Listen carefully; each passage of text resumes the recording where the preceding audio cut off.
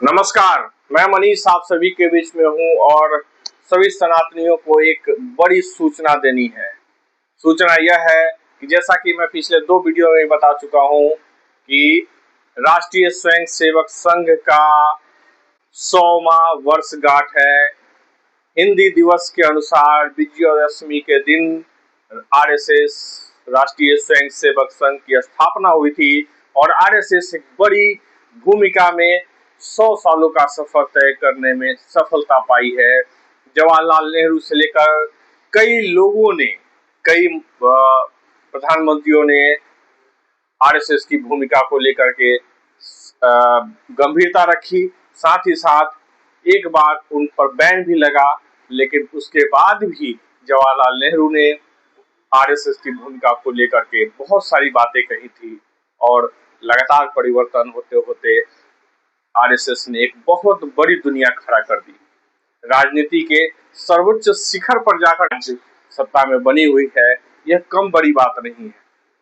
बहुत लंबे समय के बाद किसी पार्टी को वह बहुमत मिला तो वह है आरएसएस की, भारतीय जनता पार्टी को। और आज मैं उसी आरएसएस राष्ट्रीय स्वयंसेवक संघ के सफर पे मैं आपसे को परिचय कराते हुए चलता हूँ।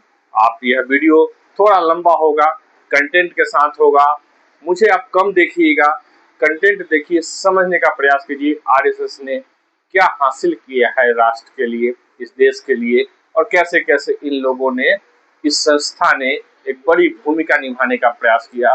देखिए, आरएसएस के खिलाफ कोई भी हो, यह विचारधाराओं की बात है, लेकिन कोई भी संस्था जब खड़ी होती है और 100 साल पूरा करती है तो साधारण भूमिका में नहीं हो सकती। इसलिए आज जिसको भी कहना हो, जो भी कहना हो, वो अलग बात है, लेकिन मैं आज आरएसएस के पूरे जीवन परिचय पर आपको थोड़ा सा लंबा वीडियो लेकर जाऊंगा।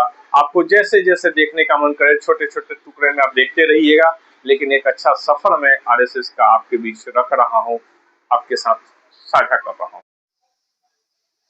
राष्ट्रीय स्वयंसेवक संघ विजयादशमी 1925 को 27 सितंबर को स्थापना हुई थी और डॉक्टर हेडगेवार बलिराम ने स्थापना की थी। हिंदू राष्ट्रवादी अर्धसैनिक और भारतीय जनता पार्टी का पैतृक संगठन है। स्वयंसेवक संघ आरएसएस के नाम से, संघ के नाम से जाना जाता है।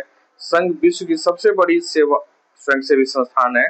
संघ अब तक 2 बार प्रतिबंधित हो चुकी है। जब सरदार पटेल ने महात्मा गांधी की हत्या के बाद आरएसएस प्रतिबंध लगा था, वही 50 साल जब हुआ था तो 75 में आपातकाल के दौरान भी संघ पर प्रतिबंध लगा था। संचालक जो अब तक हुए हैं वो है डॉक्टर हेडगेवार बलिराम 1925 से 1940 तक, जो डॉक्टर जी के नाम से भी जाने जाते थे। इनकी योगदान के बाद आता है माधव सदाशिव गोलवलकर, जो गुरु जी के नाम से 1940 से 1973 तक रहे। उसके बाद मधुकर दत्त देवरस, बाला साहेब देवरास के नाम से जाने जाते थे। प्रोफेसर राजेंद्र सिंह, जो 1993 से 2000 तक रहे। कृपा हल्ली सीतारामैया सुदर्शन जी के नाम से 2000 से 2009 तक रहे। मोहन भागवत 2009 से अब तक बने हुए हैं और इनके नेतृत्व में चल रहा है। राजनीतिक दल के रूप में इन्होंने 2 राजनीतिक दल बनाई। भारतीय जनसंघ, जिसकी स्थापना आप 29 अक्टूबर 1951 में हुई और उसका विलय 1975 में जनता पार्टी के साथ हो गया और मोरारजी देसाई के साथ बनी थी सरकार, उसमें थे। उसके बाद भारतीय जनता पार्टी बनी, जो अब 6 अप्रैल 1980 को बनी थी और अभी वो एक संघ दुनिया के 80 देशों में कार्यरत है अपनी बड़ी टीम के साथ।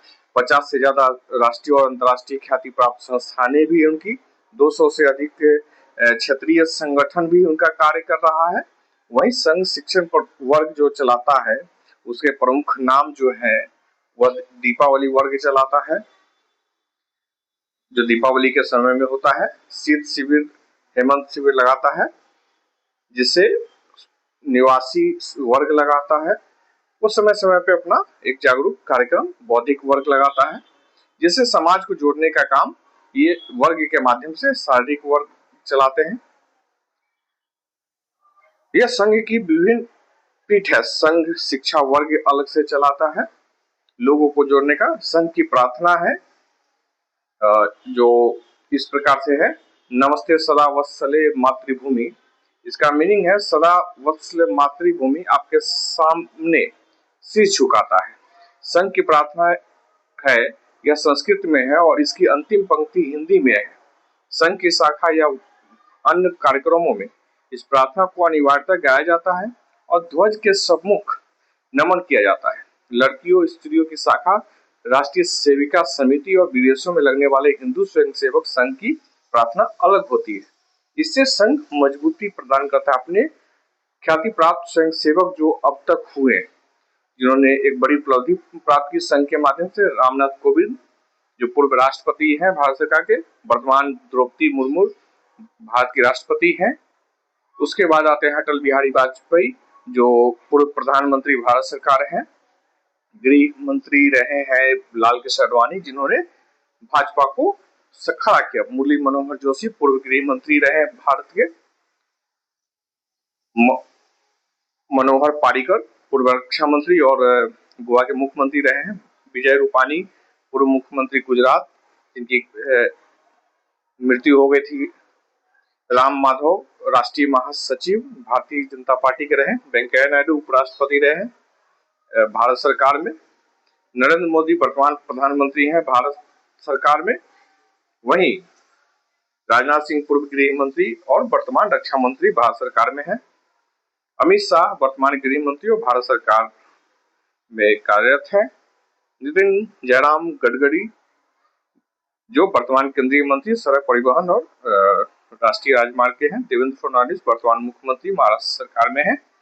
ये 100 साल के सफर को तय की है एक ऐसी व्यवस्था के तहत जब समाज को, राष्ट्र को जरूरत थी। तो आगे आप सुनिए। आपने आरएसएस का पूरा सफरनामा देखा, बहुत सारी बातें इसमें छूट गई होंगी, रह गई होंगी। मैं फिर कभी प्रयास करूंगा कि ये लाऊं। लेकिन आरएसएस के 100वें स्थापना दिवस की बहुत बहुत बधाई।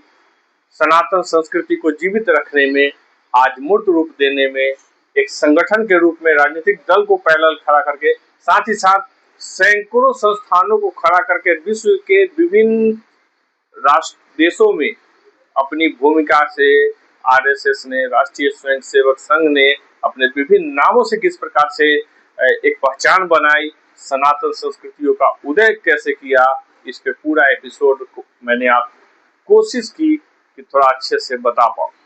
आपने सुना, देखा, इसके लिए आप सभी का धन्यवाद।